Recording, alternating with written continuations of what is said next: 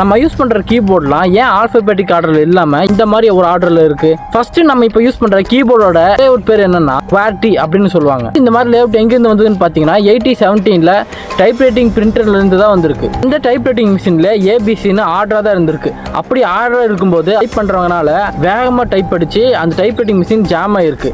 So அந்த ப்ராப்ளமை solve பண்றதுக்காக தான் இந்த மாதிரி ஒரு மெத்தட் யூஸ் பண்ணிருக்காங்க. இந்த மாதிரி QWERTY லேஅவுட்டுக்கு மாத்தினதுனால எவ்வளவு வேகமா டைப் பண்ணாலும் அந்த கீபோர்டு வந்து பாத்தீங்கன்னா ஜாம் ஆகாது. உங்களுக்கு டைப் அடிக்க தெரியும்னா கமெண்ட் செக்ஷன்ல சொல்லுங்க.